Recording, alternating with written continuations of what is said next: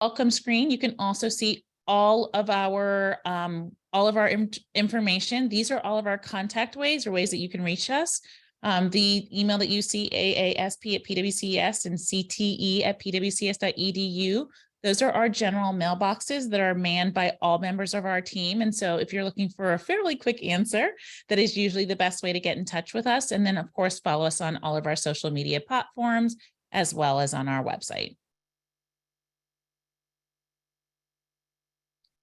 For this evening, we want to make sure that you guys have quite a bit of information. So we're going to go over generally what a specialty program is, who participants might be that might be interested in specialty programs, as well as the application process, any deadlines, and the supports that we offer as an advanced academics team, as well as the CTE team.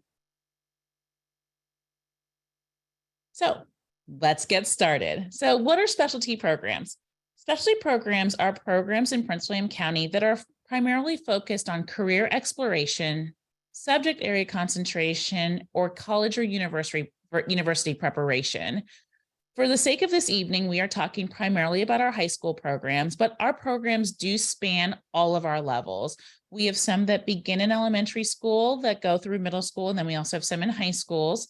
And traditionally, students participate in one program at a time. We do have a few exceptions to that, and we'll discuss those this evening, but most of our kids participate in one at a time.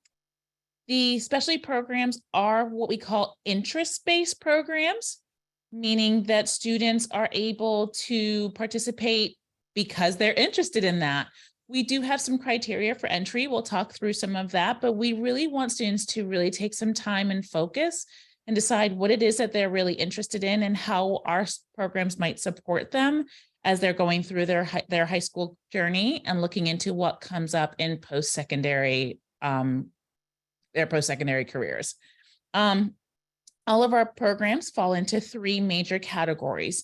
We call them, for the ease of use, transfer, transport, or site-based. Transfer opportunities are the vast majority of our programs are transfer opportunities.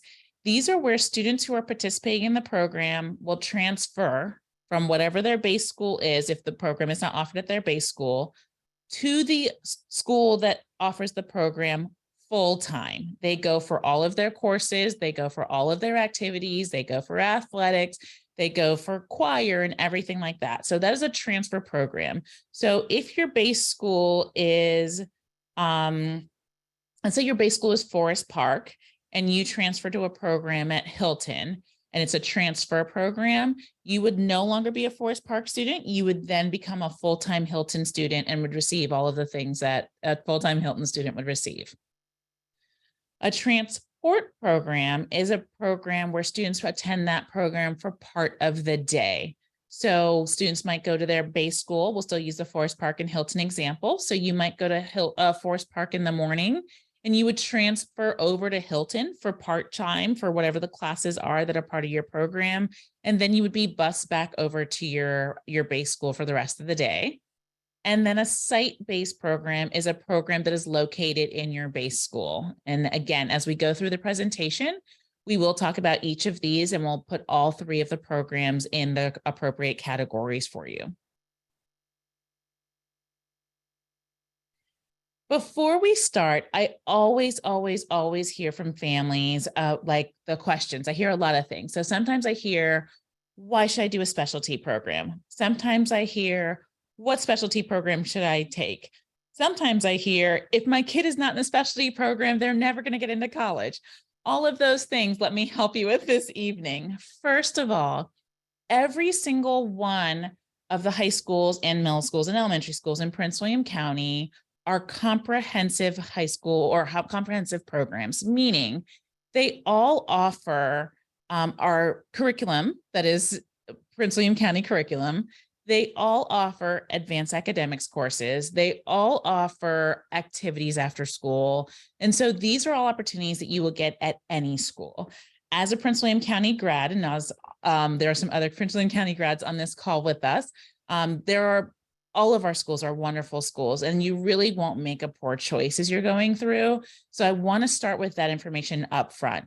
No matter what school you go to, you can have and will have opportunities to participate in a rigorous education here inside the county.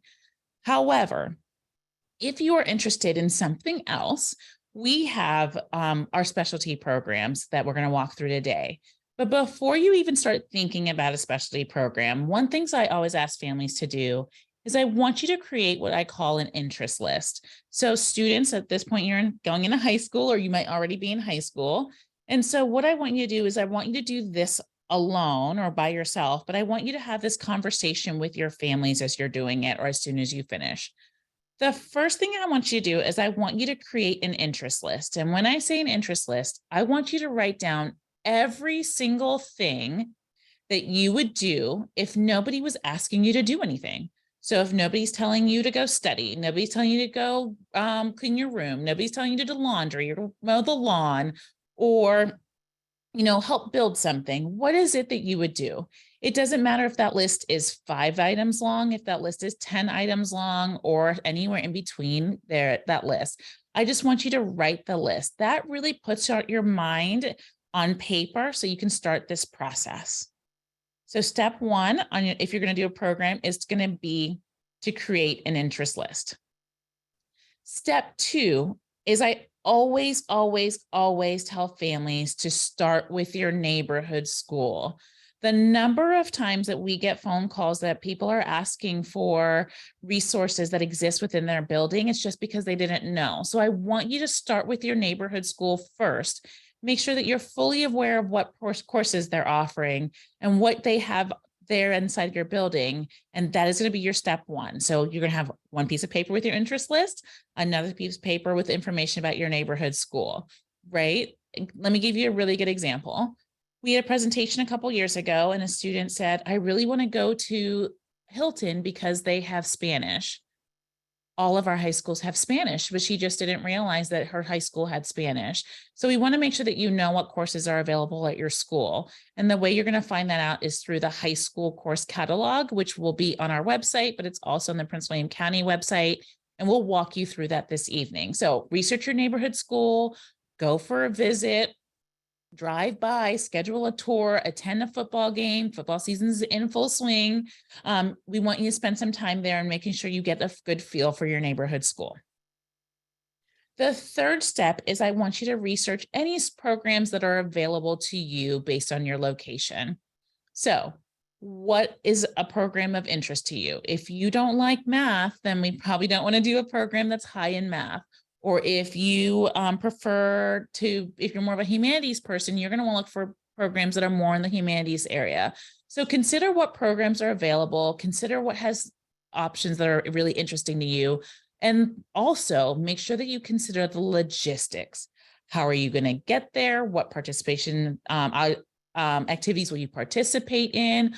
What does that look like? And then the fourth step, we're going to revisit at the end, but you're going to go back to your interest list and we're going to rank your programs of interest. And we'll talk about that a little bit more as we go through. All right. So when we speak program logistics, there's a couple of major things that we're talking about. We're talking about your program of study. What does the program offer? And how does it vary from what's available at your base school? So those are the very first two questions you're really going to ask yourself. What does the program offer? And how does it vary from what's available at my base school? The second thing you're going to consider is transportation. And this is one of the most important questions we get on a regular basis. How will I get my student to and from school? Or as a student, how will I get to and from school? We also hear, well, in a few years, I'm going to drive. That is awesome. Except what are you going to do in the years before you drive? So that's really, really, really important. If you do anything activities after school, and we are always looking for well-rounded students. So we don't want students who are just going to go to school and just study. We appreciate those students as well, but we want you to get involved and feel like you're a part of that community and part of that school. So if there's an after-school activity that you're interested in, whether it's a club or a sport, or it's tutoring, or it's a dance or something that happens, how do you get home after that school activity? And if you play sports, what does that look like as well? How do you get to and from school games? How do you get to and from practice? Is someone going to be able to pick you up on time? Those types of things. And I also want to mention, we'll talk about in the transportation slide, but I also want you to think about whether or not your school has been able to have an activity bus for those things, because oftentimes when our schools offer activity buses, they don't always offer them for our transport kids. So you want to make sure that you have that information as well. And then, of course, important, what are you going to do after school? Your sports, your activities, your tutoring, those types of things. So when you're thinking through your programs, these are all questions that I want you guys to have in your head.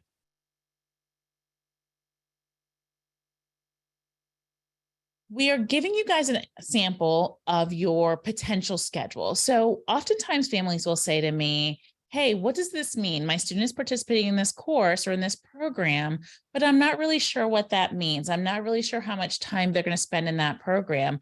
And so the vast majority of our programs, especially our transfer programs, are 4-year programs, meaning that students participate in at least one course per year in their specialty. And so when you look at, according to the Virginia Department of Education, the requirements for graduation, our goal first and foremost is always graduation on time, right? And so we follow this potential schedule, right? So all 9th graders and 10th graders take an English, a math, a science, a social studies, a PE, and a world language. Well, world languages. And so the vast majority of our students take those 6 classes, which only leaves one space for an elective or for their specialty program course in 9th and 10th grade. However, if you look at the 11th and 12th grade schedule, that's when things kind of start to open up. Now, there's other ways to kind of make some spaces, right? We have students who take health and PE over the summer or who take something over the summer. Those are always options, but they're not required. None of our programs require you to take something over the summer. Very few. That's not true. Very few of our programs require you to take something over the summer so that you can graduate in time. Again, on-time graduation is our goal. But you'll see in the schedule for 11th and 12th grade, you'll have 2 electives and specialty program courses. And in 12th grade, you would have 3. So that kind of gives you a really broad overview of how specialty programs will play into your daily schedule. All of our programs come what we call pre-zoned, meaning each program already has a location that is designated for it. So if you say, and it's always based on the location where you are. So what school is your neighborhood school? When we told you to research that neighborhood school, you want to start with, where is my neighborhood school? So the example I have on the board, you can see there's 2 schools. We have Garfield High School and we have Unity Reed. I chose these 2 schools because they offer the same program. And so if you look at a student that's interested in the International Baccalaureate program, which is offered at both Garfield and Unity Reed, and this particular student is zoned for Patriot High School, where would this student go? So underneath Garfield, you can see all the list of schools that go to Garfield for International Baccalaureate. And under Unity Reed, you can see all the ones that go to Unity Reed for International Baccalaureate. So I'm sure you guys all figured this out. So the answer should be Unity Reed.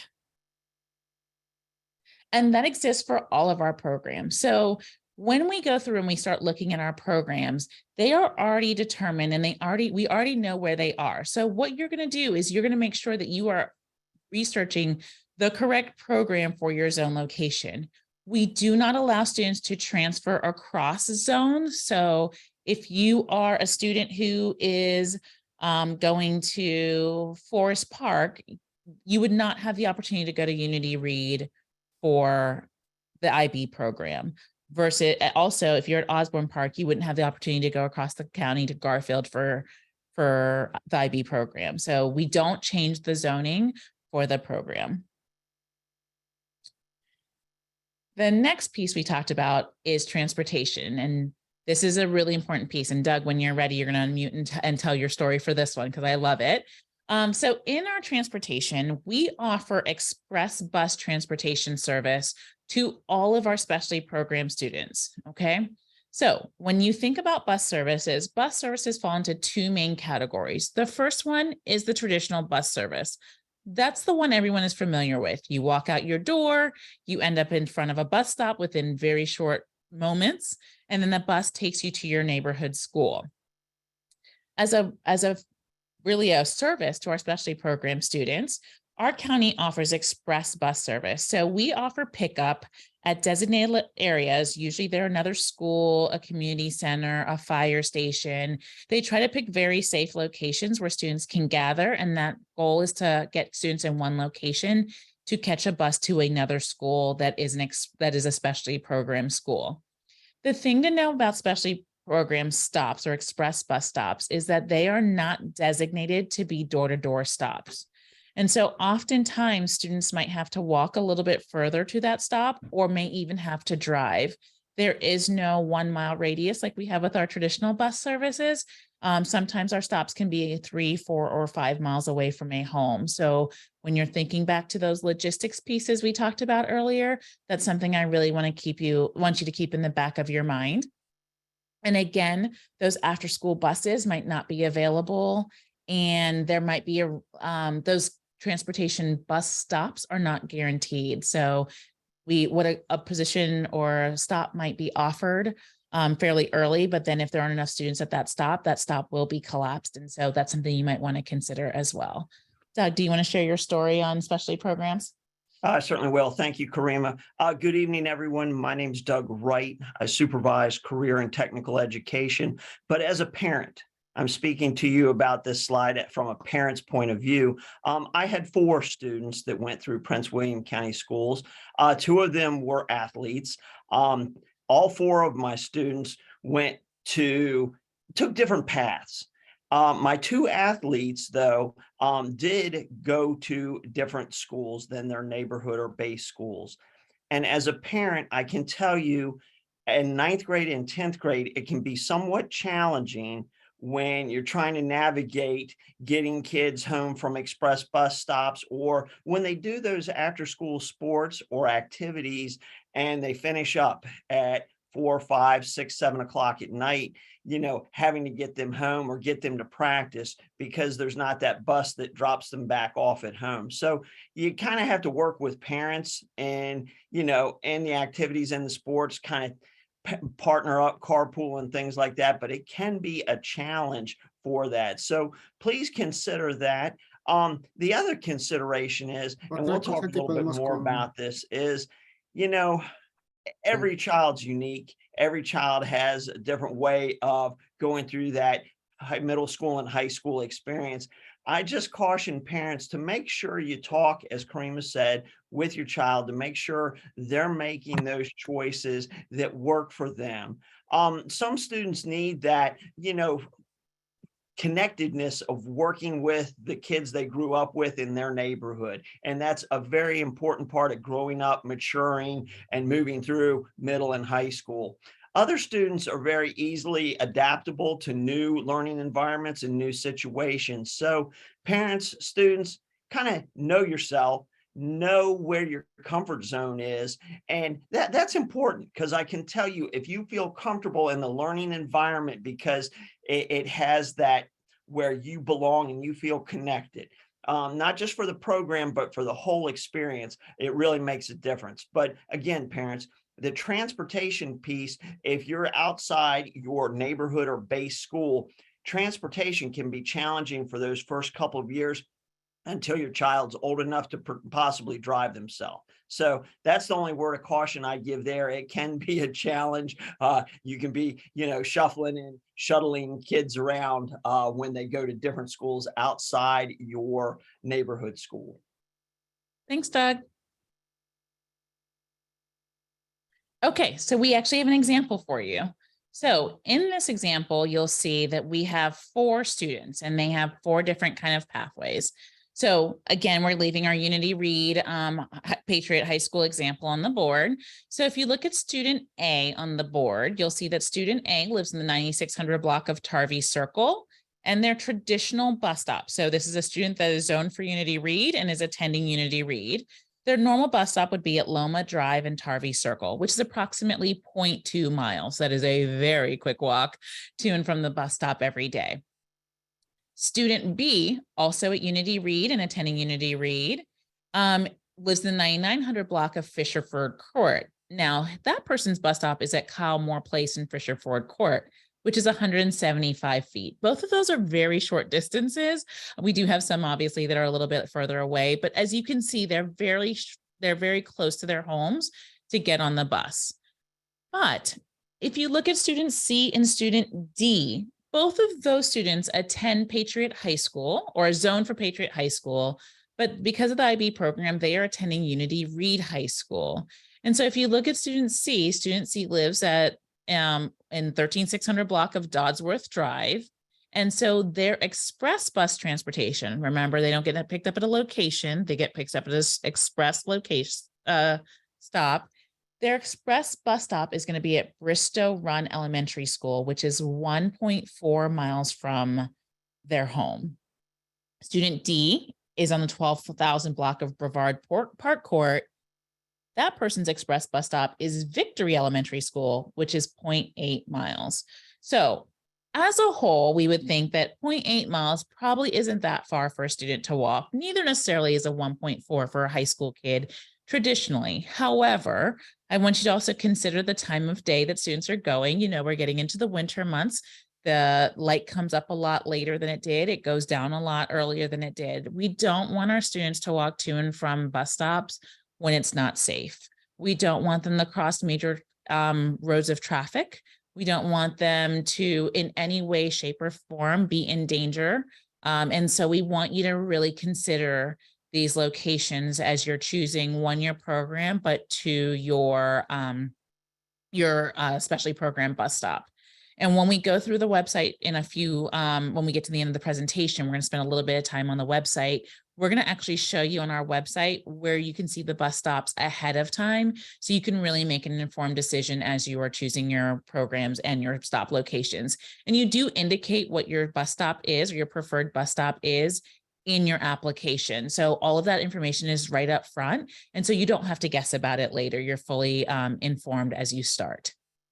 Our next slide is going to be on activities and athletics, which is really important. And we get this question a lot when we have students have questions about VHSL or their sports in general. And so Mr. Grimm is going to take over. Okay, thank you and good evening, everybody.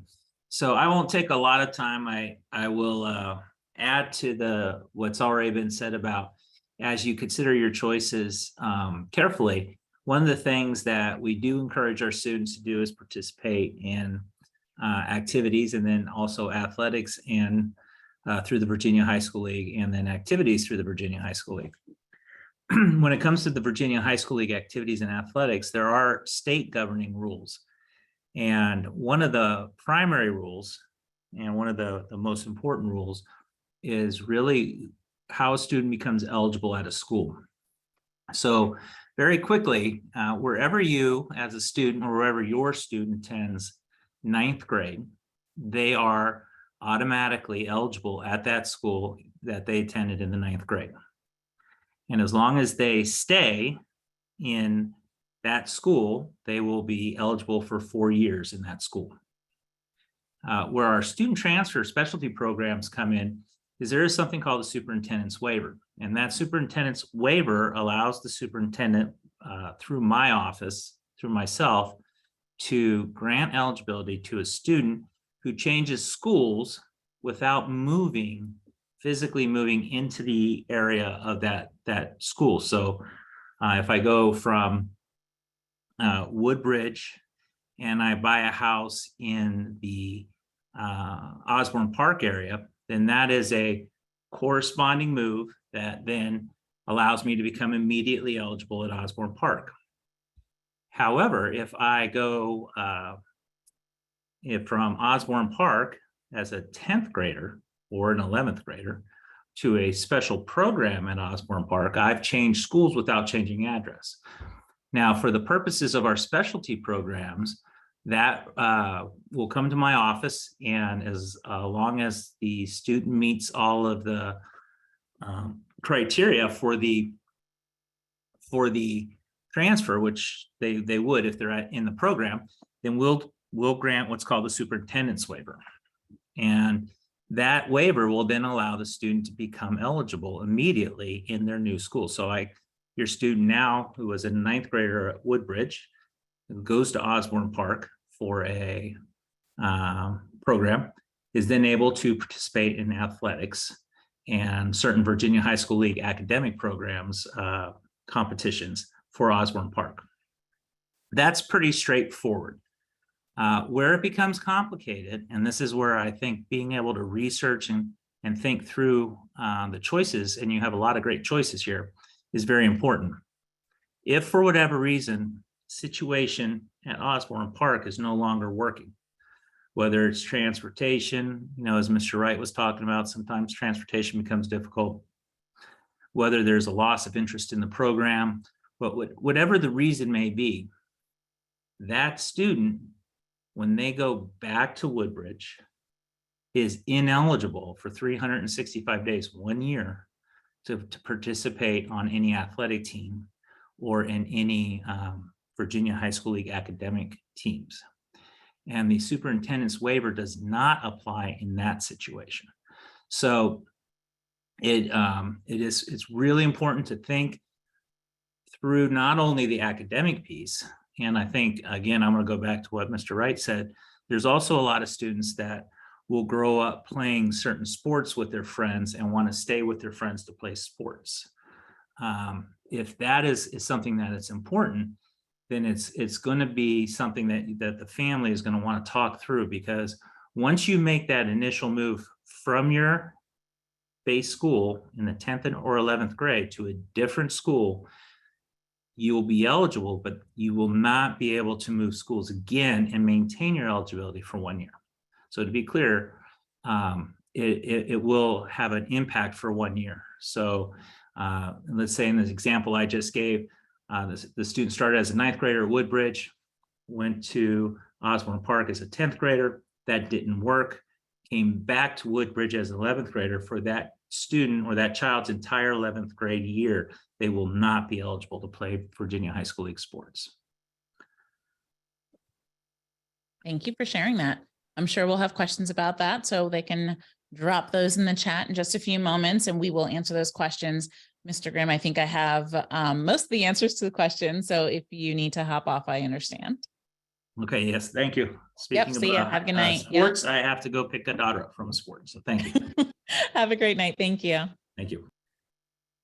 Awesome. So we are going to go ahead and jump right in. We're going to jump into our programs.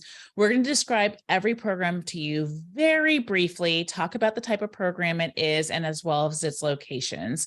So Mr. Wright and I will just be trading back and forth all of the programs till we get to the end. And that's when we're going to go ahead and again, talk through the website and the application process for all of our families. So let's kick it off alphabetically with Advanced Placement Scholars Program, or the AP Scholars Program. This program is a transfer program. Remember, transfer means you go to the school full-time for that program. You participate in all activities at that school location. And what the AP Scholars Program is they follow a lot of the similar program that's aligned with the College Board, which is a governing body of advanced placement programs for the world. And they have an emphasis on content knowledge and critical skills and thinking. Students in this program must take at least 5 AP classes prior to graduation.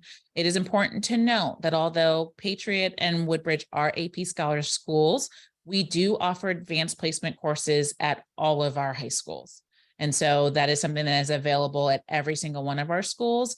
What you'll get with AP Scholars Program is they do offer some additional supports, as well as a final project and a capstone project and some other requirements that go with that program.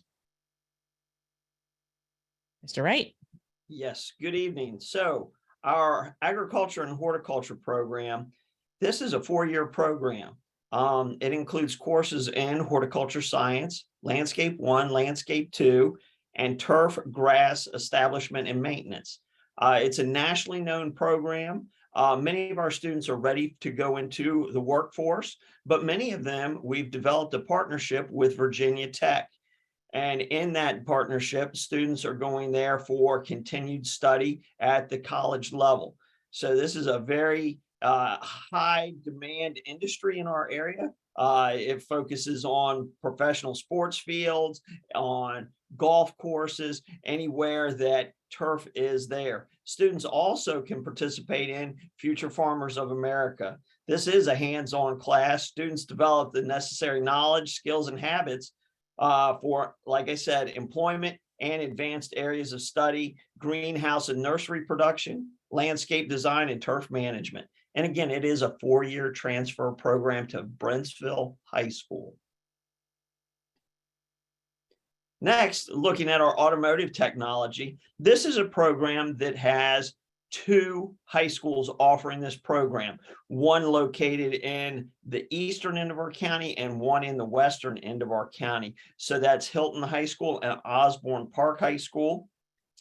The Automotive Technology program's mission is to assist students in acquiring the knowledge, skills, and attributes that enable success as an entry-level worker in the field of automotive technology. Students pursue related occupations in that industry. It is, again, a 4-year transfer program. Our programs are represented by ASE, the Automotive Service Excellence, and students earn industry recognized certifications.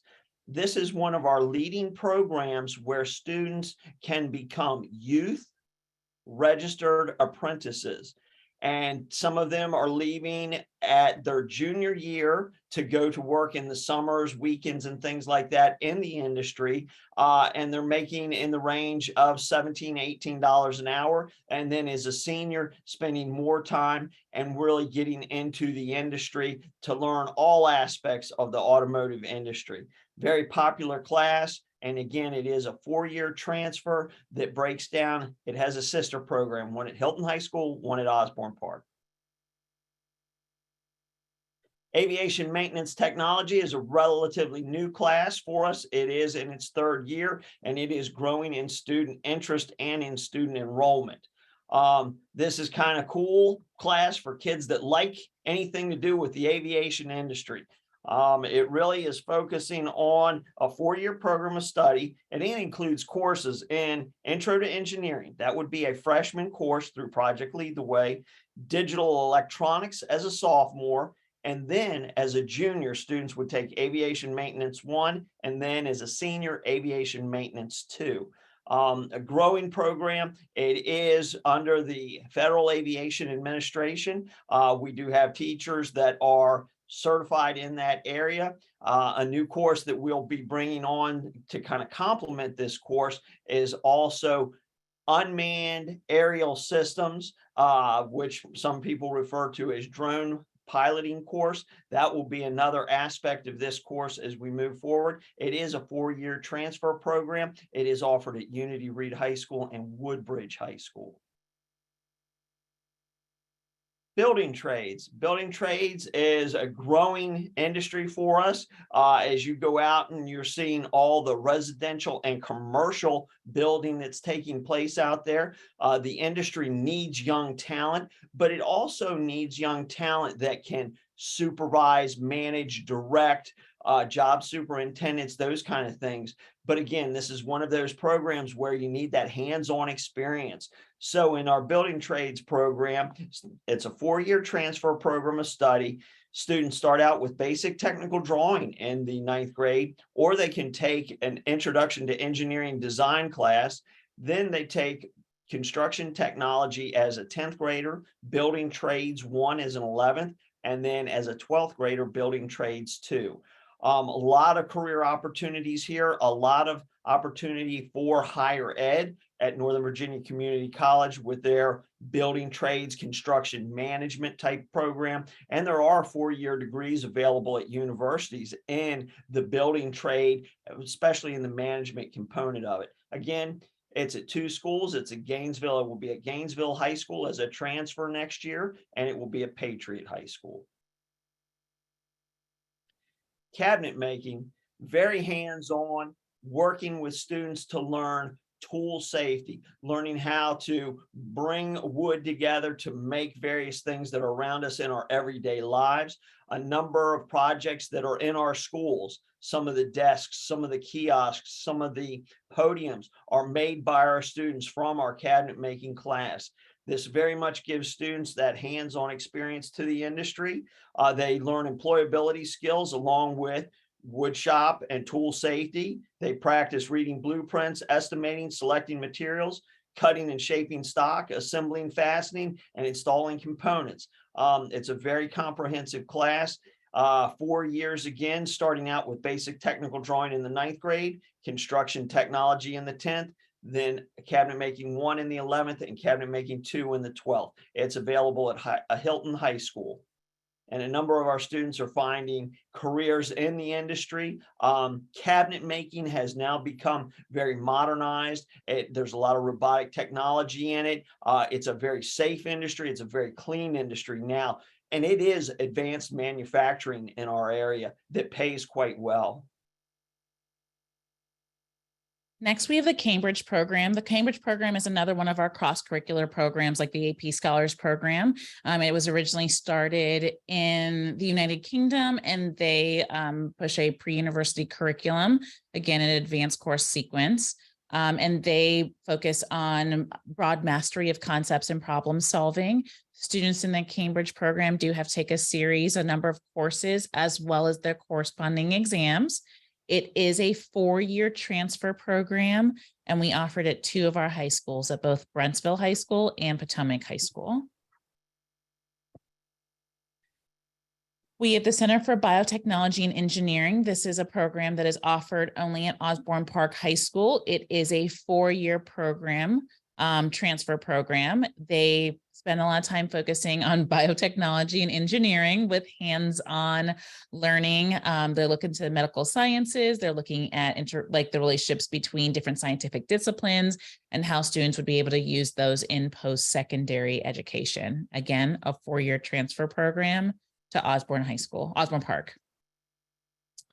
We have the Center for Environmental and Natural Sciences that's located at Freedom High School. This is also a 4-year transfer program. The SENS program, as we call it for short, SENS, works on hands-on collaborative learning that focuses on environmental sciences as well as the natural sciences.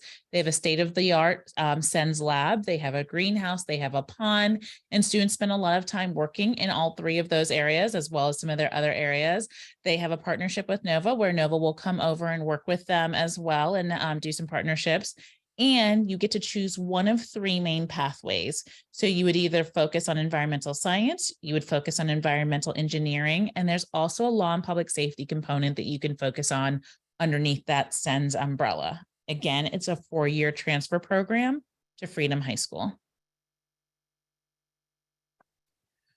We have the Center for Fine and Performing Arts, and this is a program that's located at Colgan High School. Again, a 4-year transfer program to Colgan High School, and students get to focus on creativity, self-expression in the 8 concentrations, as you can see on the board. This is one of our 3 merit-based programs. So remember at the very beginning, I told you that the vast majority of our programs are interest-based, which means you're interested in it, you find joy in that, you apply, and you meet some basic criteria, and you might be accepted in that way. At the Center for Fine and Performing Arts, it's one of our 3 programs where there's an audition or there is an external piece of evaluation. There is a full audition, and because of the audition piece and our deadlines, the application deadline for the CFPA program, as we call it for short, is December 14th. It is on the screen in red. I'm going to pause for a moment. It's really important.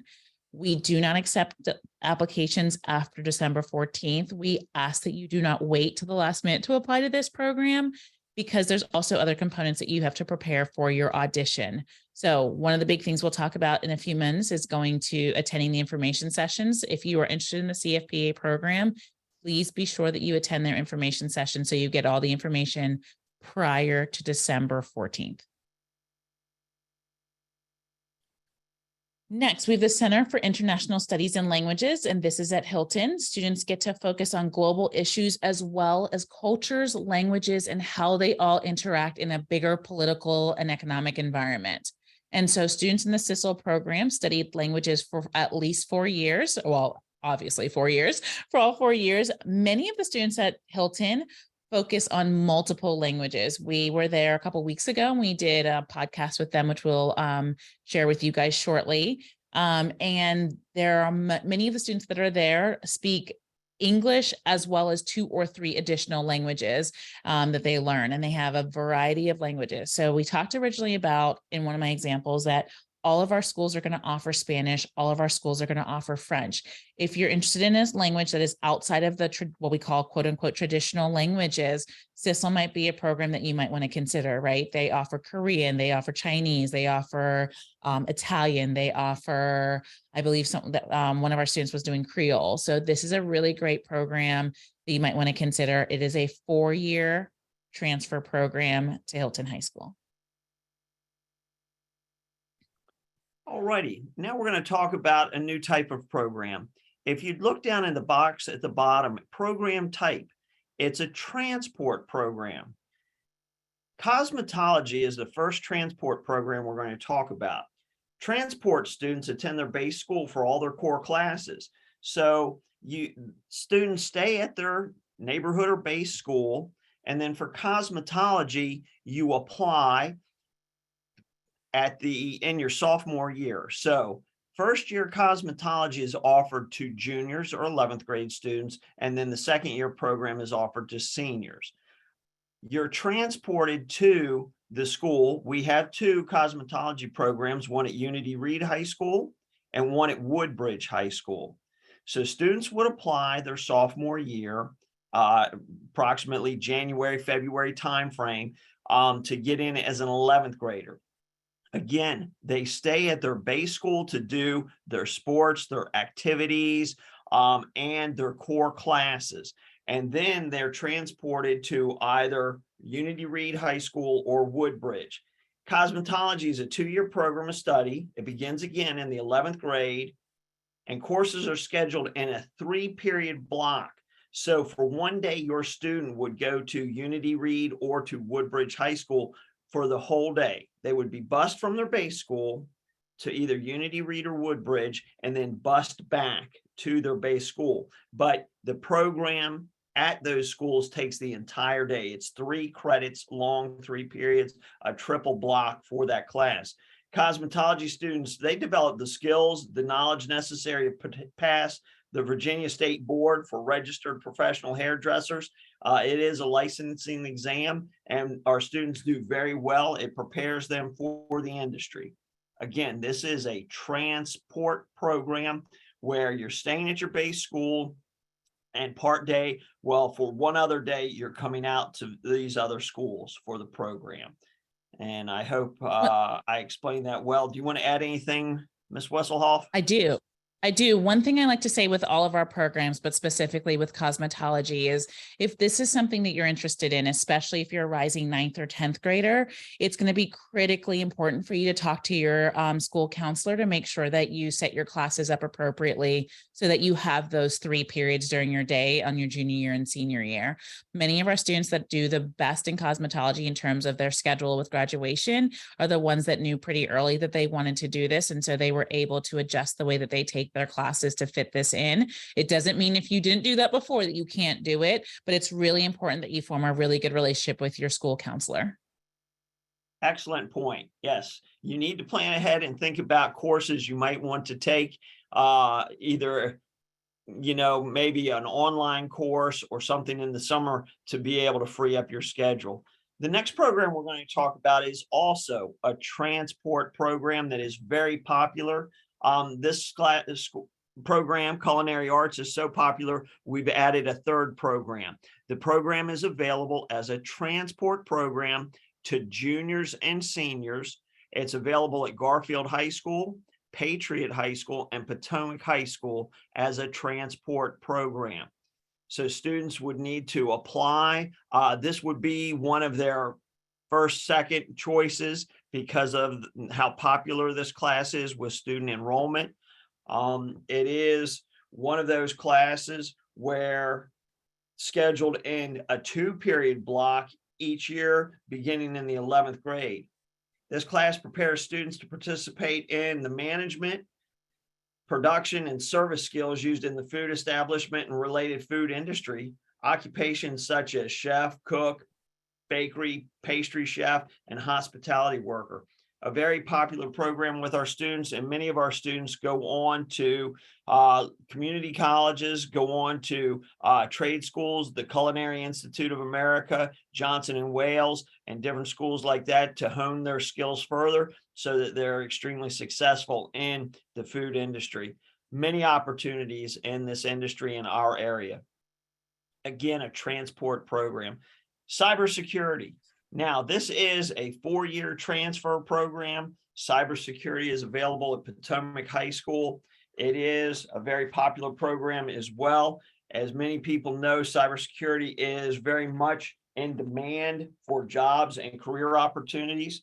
In this program, students explore both theory and hands-on practice in the following areas: critical infrastructure security systems, intelligent computing and control devices, system security, business information technology, network security systems, and the techniques needed and used in industrial control systems. Again, this is a 4-year program. Students begin this program with an IT elective.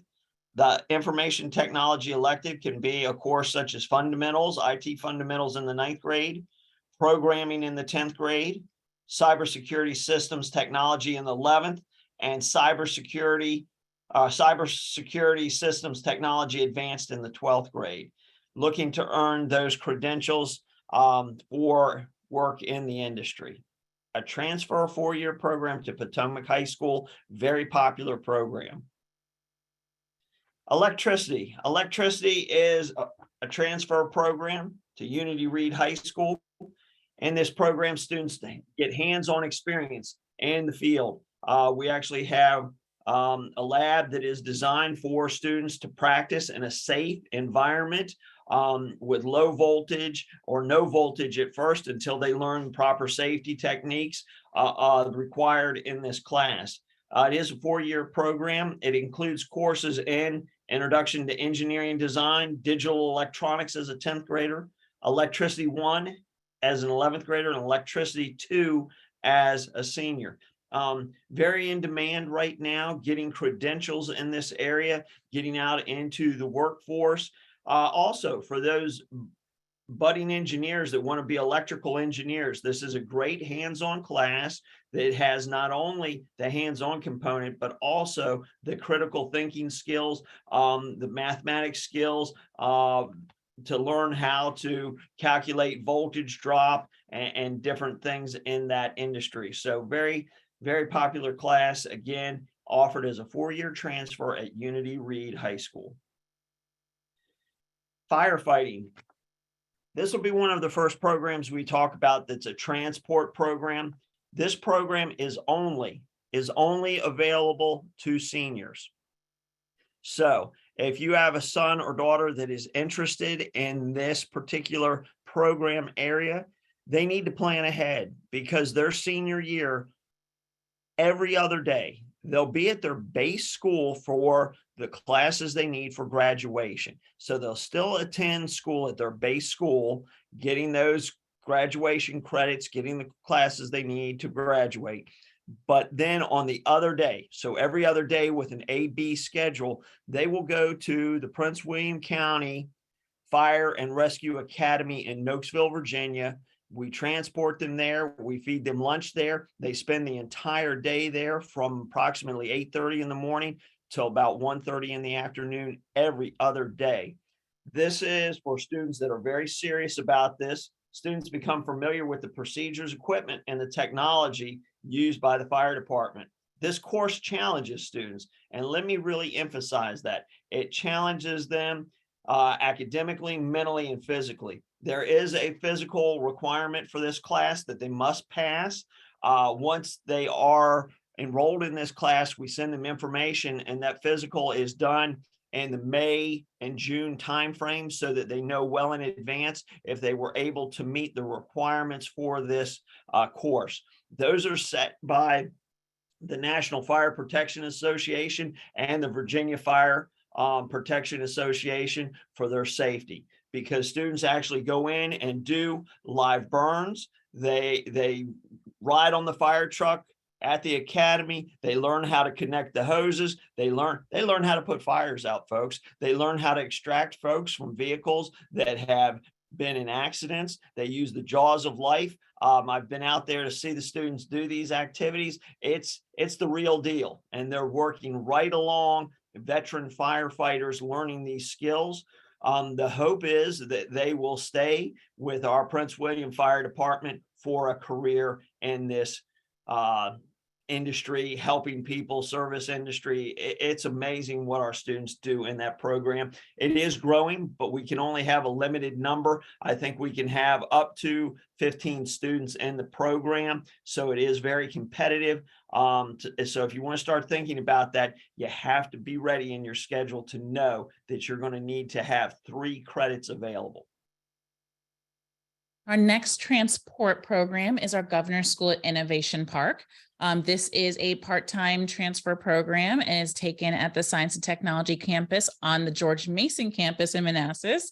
Students attend the Governor's School in the morning and they study in one of 4 strands in biology, chemistry, physics, or engineering. And then they return to their schools in the afternoon for their other core classes. They do real world research. They have a mentor from the college, and they actually have real life published research. It's a pretty cool program. It is a transport program. Students attend every day. And this is one of our other merit-based programs. So in addition to the traditional application, there is a portfolio that needs to be completed, and we can talk through that information at one of their information sessions. We have the information technology program. We have 2 information technology programs. They provide really fundamental information and knowledge about information technology. So programming and networking and things like that. One of them is at Battlefield High School and they call it the CASIT program. The other one is at Forest Park and it's called the IT program. Both of them focus on information technology, and those are their sister programs. It is a 4-year transfer program. We have the International Baccalaureate program. That's one of the program we started with in our examples. The International Baccalaureate is one of our other advanced course programs, but it is the one program in Prince William County that we offer from kindergarten or really first grade all the way through 12th grade. So it is possible for a kid to start as an IB student in elementary school, do the IB program in middle school, and then graduate with an IB diploma or IB career-related program designation as well. And we offer those at 2 schools. They focus primarily on interconnectedness and international relationships, and how our role plays into the bigger role at hand. And on the high school level, they choose between the diploma program and the career-related program. Like some of our other cross-curricular programs, there are a certain number of courses that you must take in order to satisfy the requirements as well as the exams, the culminating exams. And again, it's a 4-year transfer program to both Garfield High School and Unity Reed High School. JROTC, we have 9 programs, 9 units in our school division. If you look down at the box in the bottom, this is a site-based program. But for schools that do not offer the program, there is the opportunity to transfer. So you would need to see your counselor at your school to determine what program you would transfer to. We do have a model for that is on the applications. Again, this program focuses on leadership, citizenship, organizational skills. It's a transformational program. Students typically enter as a freshman and stay for the 4-year program. You can take 1, 2, and 3, and 4 years of this program. But again, we have 4 Air Force branches. We have 2 Army, 1 Marine, and 2 Navy programs. You cannot transfer for a branch specific program. There are certain schools, Colgan High School does not offer JROTC, so it transfers to specific schools. Gainesville High School and Brentsville High School and Patriot High School transfer to specific schools for that program. You would need to check the websites and you will see where those transfer to. But again, this is a program that is not branch specific. So if your base or zone school does not offer a JROTC program, the online application would indicate to you which would be the program of choice, and that is the one that would be selected. You cannot select for branch specific programs. Next, we have law and public safety. So this is an introduction to the criminal justice system, and it allows students to explore any kind of criminal justice careers. This is separate from our criminal justice program, but law and public safety is available in a couple of schools at Freedom High School and as well as Garfield High School. In Freedom High School, it is part of that CENS, or Center for Environmental and Natural Sciences pathway that we spoke about earlier. And at Garfield, you can take it as either a standalone program or you can take it as part of the IB career related program. So multiple options at both of those locations. Medical coding and billing. This is a 4-year transfer program. It's offered at Freedom High School. This program provides students with the credential to exit high school working right in the medical coding and billing field and doctor's offices and medical areas in our region, and it pays quite well. This is a 4-year program of study. It includes courses in, for the freshman year, computer information systems, advanced computer information systems as a 10th grader, and then students begin in the 11th grade taking medical coding and billing 1, and then as a senior, medical coding and billing 2. Students get introduced to the healthcare system. They learn how to manage an office, and they learn how to keep the medical records that pertain to the field of medical coding and billing. Students are exposed to terminology that describe human anatomy and physiology. It's a very demanding course because the human anatomy and terminology, medical terminology, is huge in this course. So students need to be well-versed and be prepared for this as they move from freshman to sophomore, and then when they start the class as a junior. Again, it has an industry credential with it that is very employable in the marketplace. Okay, we have the Pathways to Global Citizenship program. This is the program that is a 4-year transfer program located at Gainesville High School. And students at Gainesville High School all take a pathway or what we would, for lack of a better word, consider like a concentration in high school. They are open to transfers for only the following 3 pathways: for biomedical science, for engineering, design, and construction, which is kind of like the building trades program we talked about earlier, and then for their mathematics strand as well. So again, they focus on performance, research, critical thinking. There's a certain number of courses that you must take as well as corresponding exams. But the only 3 that you can transfer for are the biomedical science, engineering, design, construction, and mathematics. Pharmacy. This is a 2nd-year course for us. It is a 4-year transfer program at Freedom High School. It has been part of a grant from the Claude Moore Foundation. We are building this program, and we are going to work to construct an in-house pharmacy mock lab in the back of the classroom that will look much like students would see in a hospital or in a retailer such as Walgreens, Walmart as a pharmacy, CVS, and those types of places. Students are able to earn the Virginia Board of Pharmacy credential in this program. It is a 2-year program. The first 2 years, students will take other classes related, 9th grade and 10th grade. It is a transfer to Freedom High School. Again, with the idea students will be ready for employment, or we've been working with Shenandoah University for their pharmacy PharmD program, a doctorate of pharmacy, to begin that program and that pathway for our students that are interested in the medical health field and in that type of work. Plumbing is a 4-year transfer program at Garfield High School. This is a very popular program with students. Students have the option to enter the job market directly or continue their studies via college programs, technical schools, or apprenticeship programs. This program is producing students that are becoming youth registered apprentices.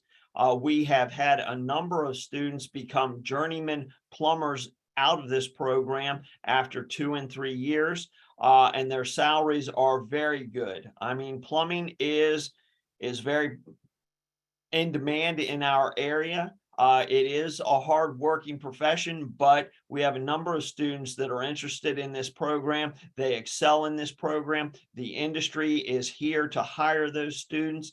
It is an opportunity of a hands-on class. Students learn to assemble and install repair pipes, fittings, and fixtures, and look at drainage systems according to the plumbing code. Our students that come out of this program after 2 years are well sought after in the industry.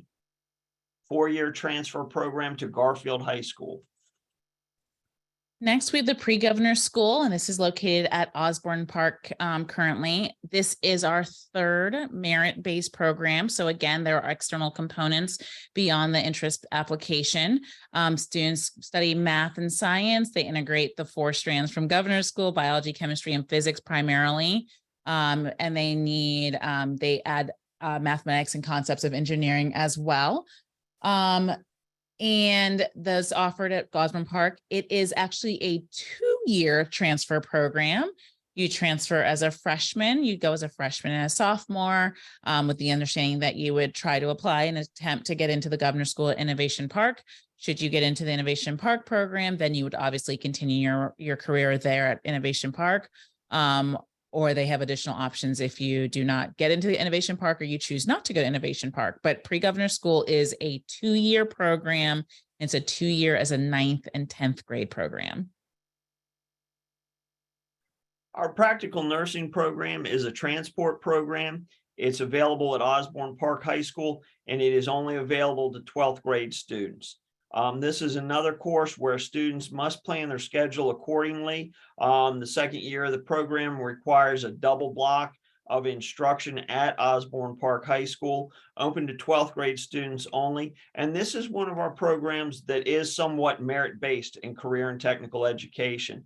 Students are required to take must submit an application, which includes an interview and testing to get into this program. It is very popular. There is a second year to this program, which after students graduate, they come back as adult learners, and then they earn their full LPN license that way. So very popular program for students that are interested in the medical health profession. This course is available to all students. It's taught at Osborne Park High School. Students go to local hospitals, assisted living facilities, and nursing homes, where they do their preceptorship and practicums. Very popular program. There is an extensive application process to it. Please check the website. TV production. This is a 4-year transfer program that has been housed at Hilton High School for a number of years. Next year will be the first year television production will be offered at Patriot High School, and that will be for a 4-year transfer program. Television production prepares students to operate TV cameras.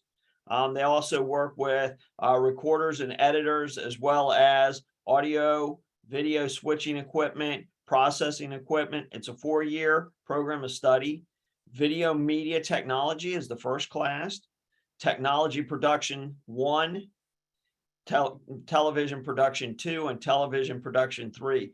Many of our students in this program go on to complete their education at universities and specialized school following graduation. A very popular program, has some very hands-on and has some great equipment that students get exposure to. Our teachers come from the industry.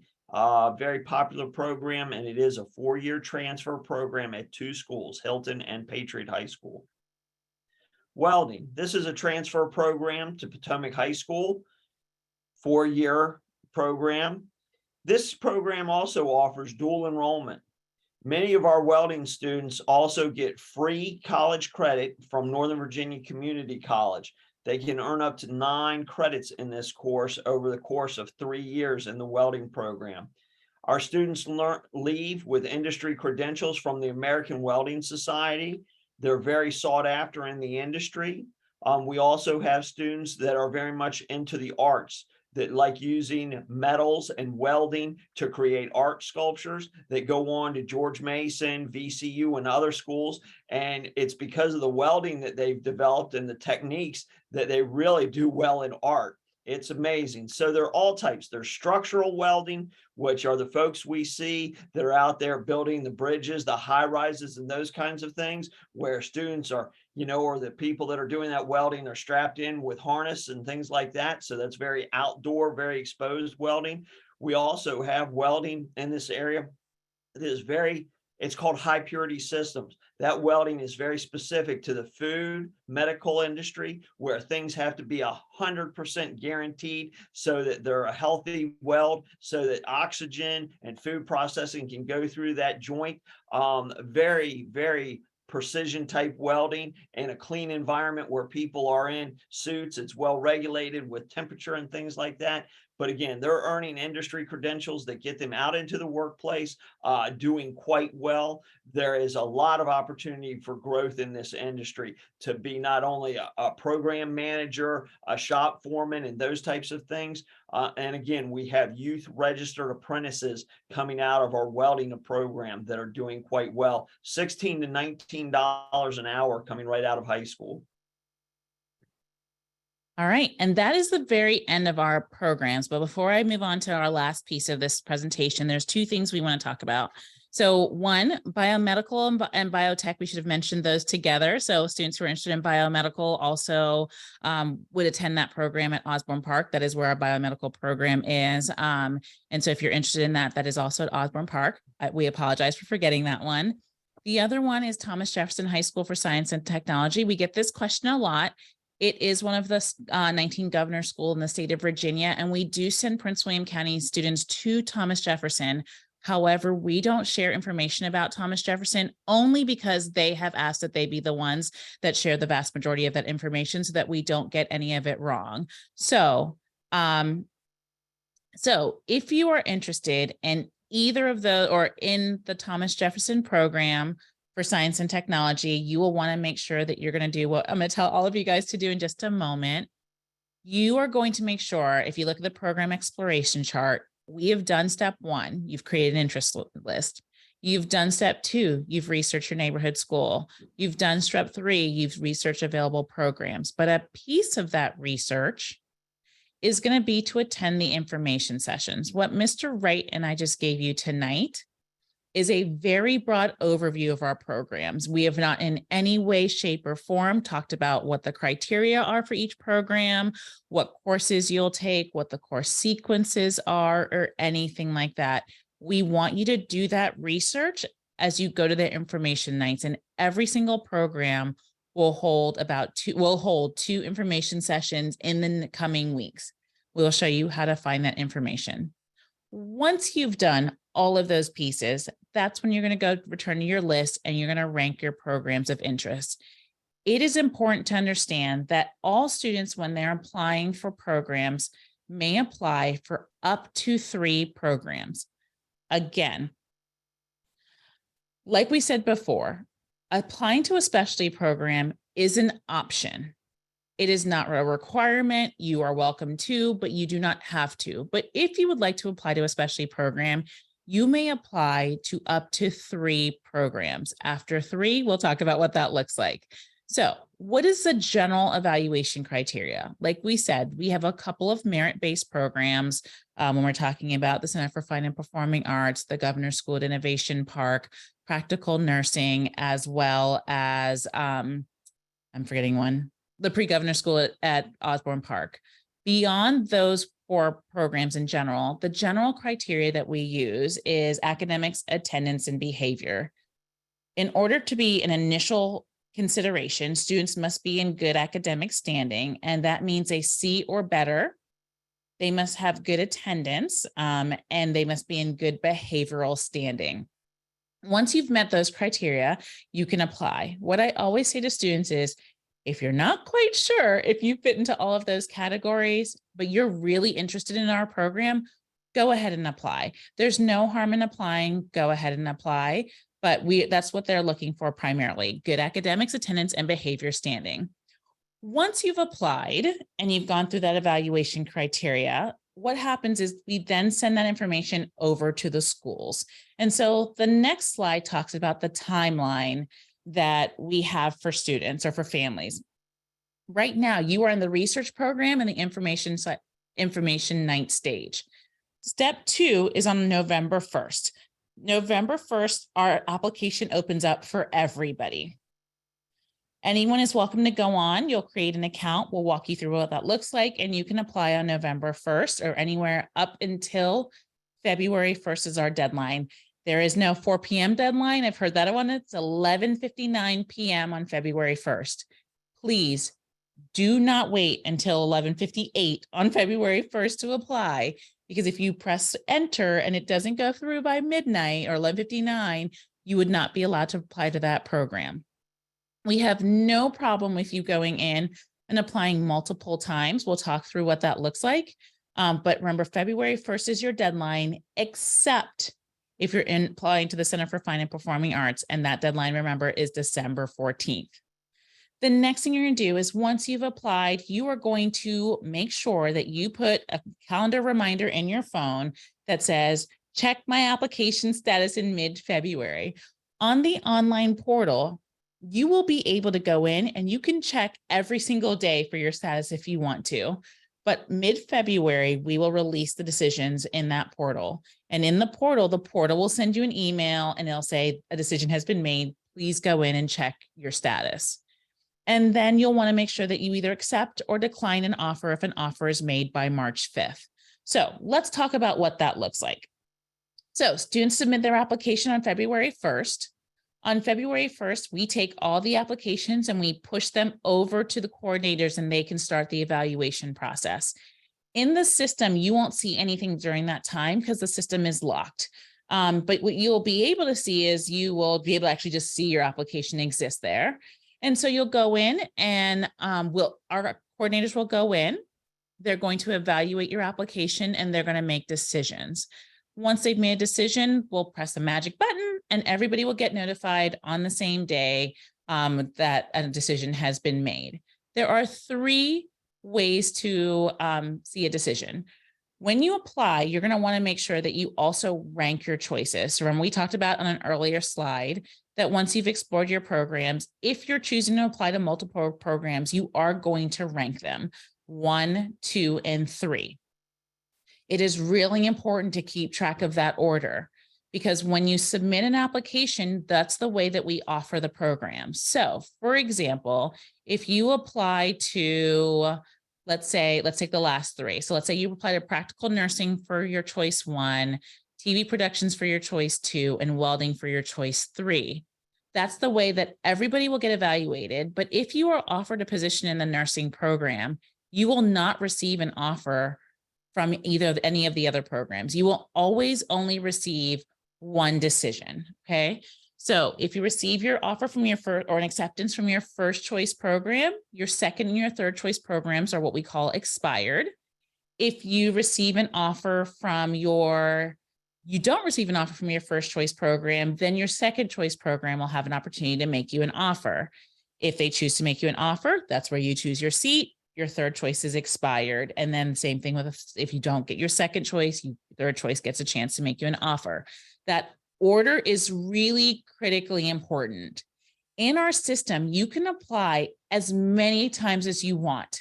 We will only ever keep the last 3 applications. So when you go into the system and you apply for a program, if you apply to a program as your choice 1, and then a week later, you apply to another program as your choice 1, you have indicated to us that you no longer want your original choice 1 and you want us to use the second choice 1. So your first one will be deleted. Make sure you keep track of the order that you apply in your programs for, but we will be deleting throughout this application portal or throughout the application system so that you can see what exists in that role. When you get a communication, it comes out as 3 choices. You can come out as accepted. You were offered a seat. You can choose to either accept it or not accept it. If you don't accept it by March 5th, your seat is taken away and we offer it to the next person in line if it's a situation like a wait list. The second result could be not accepted, means that you were not offered a seat in any of your programs. And the third main choice that you can have is that you are waitlisted, which means that you are on a program or you applied for a program. They have less seats than they have the number of applicants. And so they've created a wait list. And we do have several programs that will go on a wait list. You will remain on that wait list up until May. In May, usually we make final decisions and final placements in May. We have to make all placements by that point. So those are kind of your 3 options for that. If you are on a wait list, although you will see that you are waitlisted, we will not have your wait list order, though we don't show that in the system. But as you become available, we will send you a notification in the system that tells you that you have been offered a seat. Now we're going to spend a little time very quickly going through our website, because it's really important that you understand our website so you can understand how to access all the things that we talked about today. So like I said earlier, we provide all of this information is on our Prince William County website. So if you go to the main Prince William County website and you click on the academics portion, you can click on specialty programs, and that's where you're going to find all of our programs listed. We have this whole page, and then you're going to click on high school programs. High school programs is going to give you a great overview of all of our programs, all of our logos. It's going to list our information sessions where most of you guys registered to get here. And then down at the bottom, you'll see all of the programs that are offered. If you click on any of these, it gives you some really good information. So let's go to AP Scholars, so Advanced Placement Scholars program, and it'll give you an overview of the program so that you understand what that looks like, what kind of program it is, as well as kind of your boundaries through your transportation. But the really important part of this is going to be down at the bottom. We have the 2 programs next to each other. We have their contact information. We have their school website. We also have those information meetings that we're telling you to make sure you go to. Those are already listed there for your information. And the most important thing is this box right here, the attendance areas. So in the very beginning, remember we told you that our programs are pre-zoned. That tells you exactly where you're going to go for that program. So if you're going to Battlefield, Brentsville, Gainesville, OP, Patriot, or Unity Reed, your school of choice is going to be Patriot. And then the other ones will go to Woodbridge. Okay. And so that is a really critical resource for everyone. We also let you guys know what grade levels the program is open to. So I do suggest that you spend a little bit of time on our website and you go back to the main page. You're going to see a couple of things here on the right. This is really important information as well. Our contact information, again, the fastest way to reach us is through this general email system. The second thing is the application process, which we're going to walk through in just a moment. Big piece, we talked earlier about transportation. When you click on the transportation, remember I told you you'll get your stops ahead of time. You can see right away what stops are going to be available for the 23-24 school year. So right now, if Battlefield, we're going to go with Battlefield just because of the top school, you'll see all of these locations is where you can get a bus stop, an express bus to and from Battlefield every afternoon. So again, giving you as much information in the beginning as possible so that you can make an informed decision about the programs that you choose on the back end, okay? And then we go back to specialty programs. You'll also see on the right the VHSL information, the high school course catalog. We talked through a little bit about which courses are offered at which school. You're going to spend some time there, of course. And then the most important button at the end is going to be the application process. When our application goes live, you will see a great big box up here that says apply now, and you'll be able to apply and click directly in there.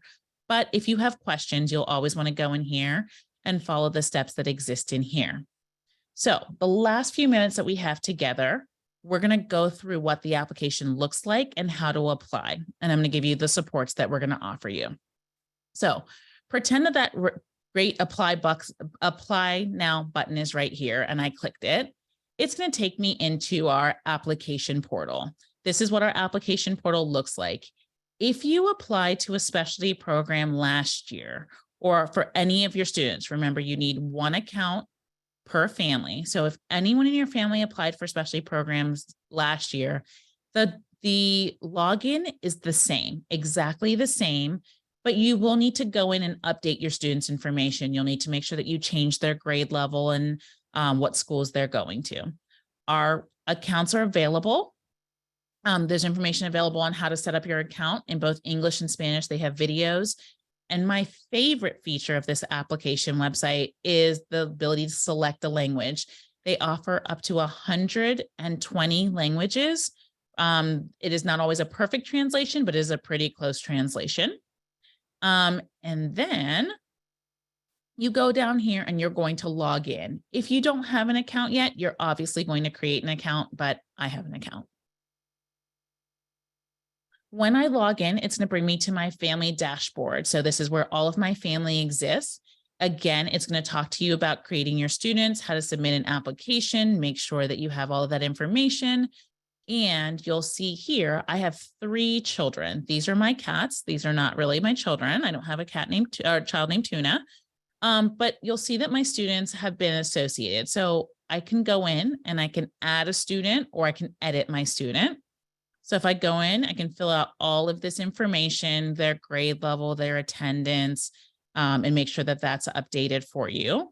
For the sake of today, I'm going to go ahead and edit Tuna. Tuna is going to be my high school student for today. And if you look at her information is all here.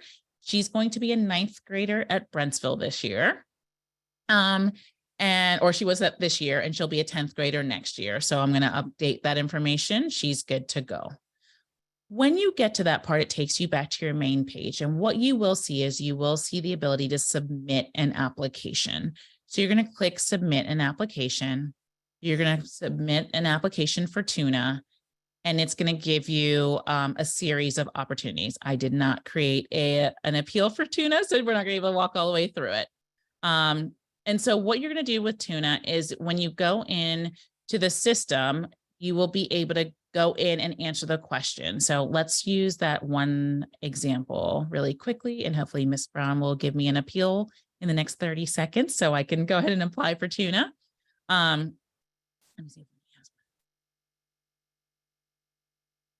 30 seconds. Okay, so we're going to go ahead and submit an application, and you're going to begin an application for Tuna. So when you click on this, what you will normally see, and we'll get you set up in just a moment, is you will normally see a series of all of the programs that are available to Tuna based for the 23-24 school year. And then you'll be able to click on it and it'll be able to walk you into the application. Again, because our applications are interest-based, the information that we ask is very general. For the most part, we will not ask for IEP information. Doesn't matter to us. We will not ask for English language proficiency. It doesn't matter to us. We will not ask for gifted services. It doesn't matter for us. All of those services are available at all of our schools, so we don't ask for that. And so what you will see is the information that is, okay, here we go. Tuna can submit an appeal. So let's submit an appeal for Tuna. And she's able to, when you do it, you'll click submit an application. Because we're out of cycle, it's obviously locked down, but we had a little trick to let you in. So you'll see here all of the programs that are available for the 22-23 school year. Remember, Tuna is a Brentsville student right now. And so that's going to limit the number of programs she can apply to. So let's go ahead and apply for AP Scholars Program, just because it's so close to my house. I think I can do it. Tuna's a pretty smart cat. She does really good work. She's good at escaping. And so I'm going to click the appeal button. For you guys to click the submit button, you'll see Patriot High School, and you'll click on Patriot High School and you'll click select. And this is going to say, do you want to complete a new application for Tuna? The answer is yes. So I'm going to complete a new application. And again, it pre-populates most of this information for you. You will fill in whatever does not happen in there. So what's the gender? Tuna's a female. We'll put in our address.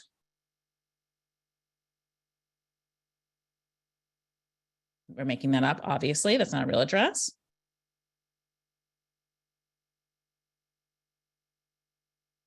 Oops. Virginia is not a state currently. Virginia 20112. Okay, and we are going to go down, and the email address is really important. So you want to make sure that the email address that you sign up for is one that you check regularly and one that will be able to receive email. So make sure you put this on the acceptable email list. And remember, we talked about your first, second, and third choice. So Tuna is going to have her first choice is going to be the AP Scholars Program. Because she's a transfer student, we're going to get picked up at Bristow Run Elementary School. And then I'm going to say, oh, yes, I remember I went to the information session and I know that I will meet all the criteria for the program. I will take the number of courses that I'm supposed to take. I will make sure that I'm in good academic attendance and behavioral standing. Oh, and I might happen to be an athlete.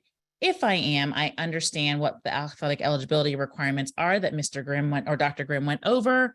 And then you're going to say, yes, I am confirming that I want to apply to this program.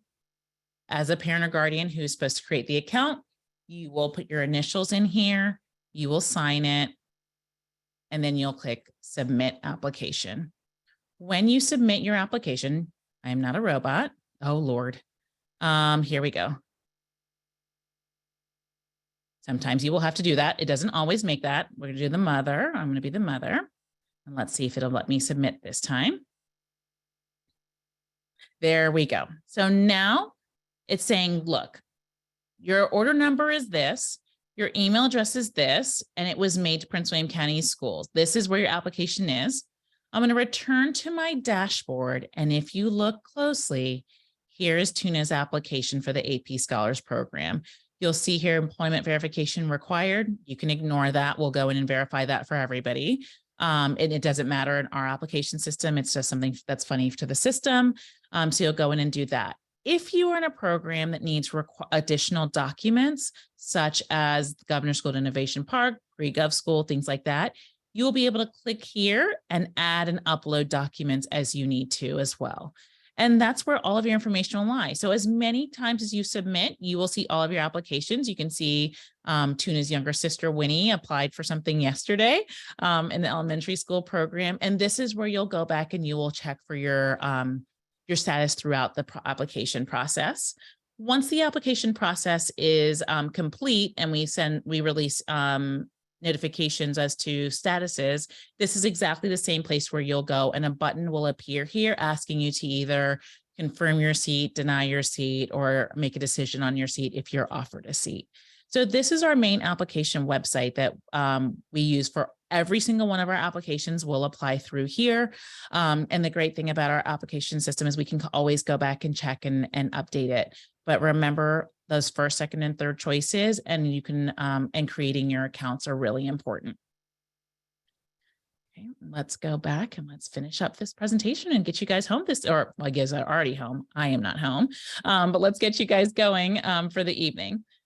So again, to kind of wrap up for the evening, remember your timeline is now to start looking at the programs, attending your information sessions, ranking your program.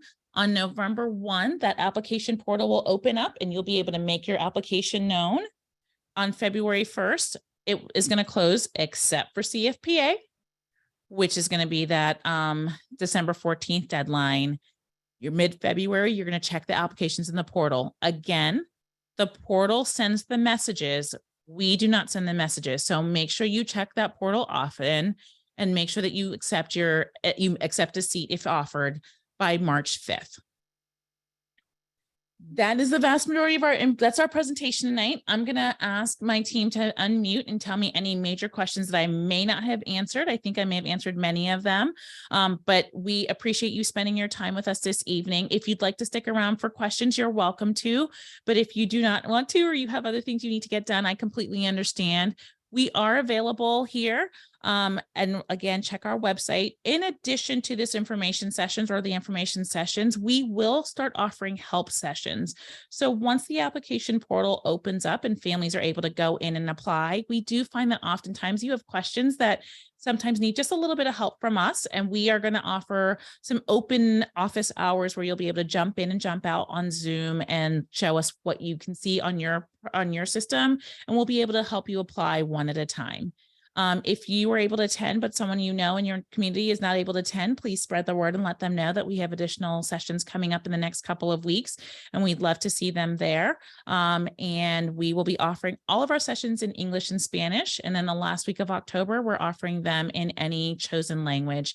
And that request is on our website. So I want to give a great big thanks to my co-host, Doug Wright, who is awesome. And I love doing these nights with, and all of the staff from Prince William County who are here working with us this evening. And Kelly, if you'll go ahead and unmute and tell me some questions. Well, Sure. real quick, Karima, if I could jump in real quick. This Absolutely. is Doug Wright. So just 2 points that come up. So I'd like to remind all parents that every high school and every middle school in Prince William County schools has CTE programs.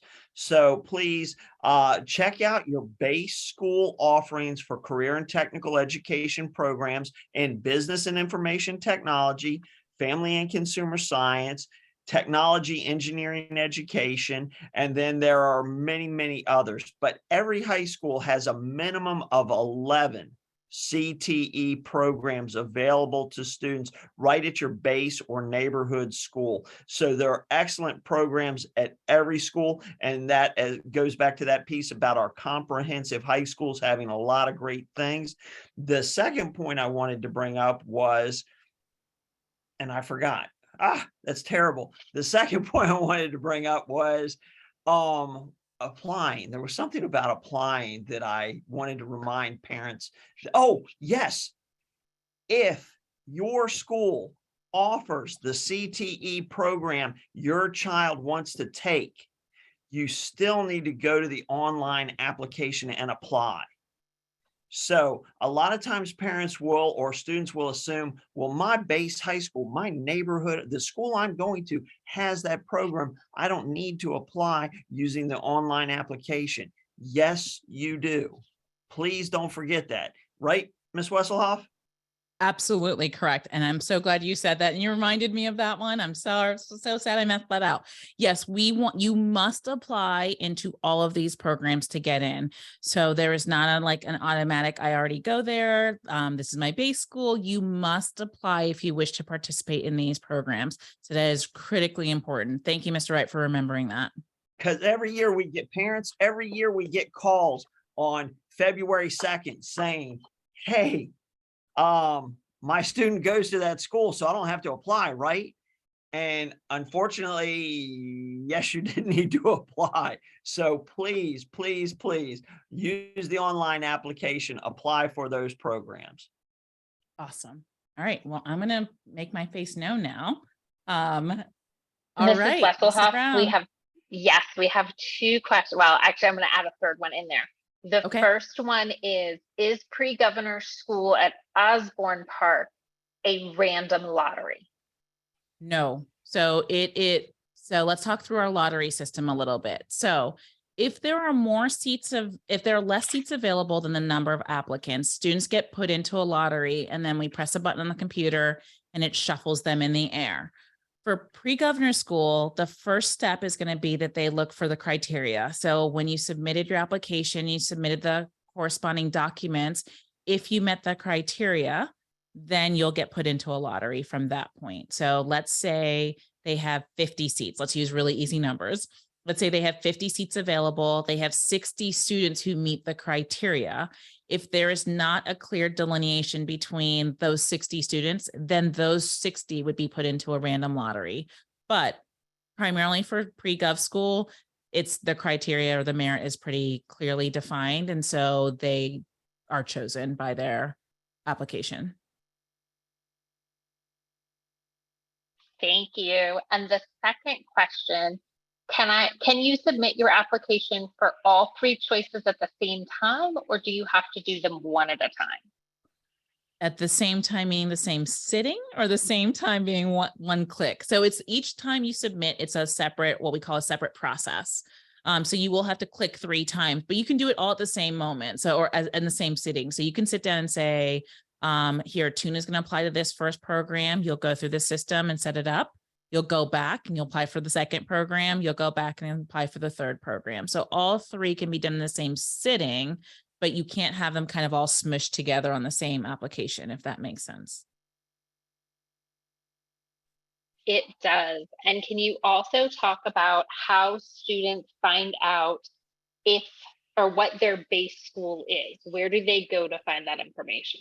Of course. Okay, let me go back. I'm gonna go ahead and show you guys my screen again, and that will be a little bit easier for you guys. So let me switch over here. And okay, so Prince William County has this great thing called Find My School.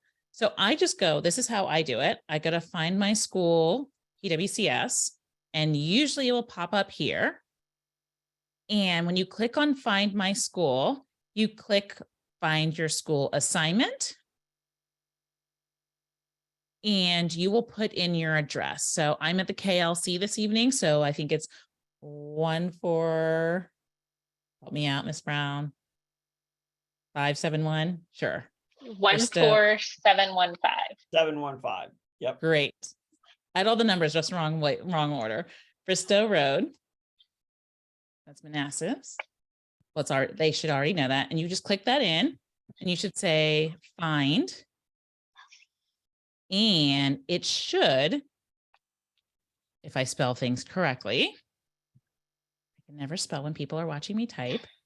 It will pop up with your school location. So you'll click elementary, middle, and high schools, and you'll say, what is it? And very shortly, it should pop up with that location. So my computer is slow. It's been on since like 7:30 this morning, so it's a little bit tired. But that is how you find your home school. So it's always based on your address. So put in your address, go to Find My School, and that should give you your home location. Excellent question. Do you have another one for me, Mrs. Brown? I do, and I just answered it, but I think it's a good one to bring up. Families who are interested in learning about Thomas Jefferson High School for Science and Technology, those information dates are put out by Fairfax County Public Schools. So you will need to go to the TJ website or TJ admissions website in order to find out that information. Correct. Yes, we don't share that. They like to make sure that their information is accurate, and we wouldn't want to give inaccurate information for them either, especially because it's such an important program. Here we go. Finally, we're coming up with our programs. And so that will be on the Fairfax County website. And we do usually link our website to there so that you can see it when it comes open. Do you have any Mr. Wright, I do. I have one perfect for Mr. Wright. Is Yes. Project Lead the Way a specialty program? No, it is not. Project Lead the Way is available at every high school with the exception of Hilton High School. And unfortunately, there is not a transfer for that program at this time. But we have Project Lead the Way Engineering available at 12 of our 13 high schools. We are working to eventually get it to Hilton High School, but right now it is available at all high schools but Hilton.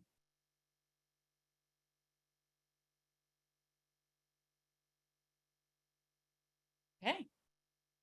Anything else, Mrs. Brown?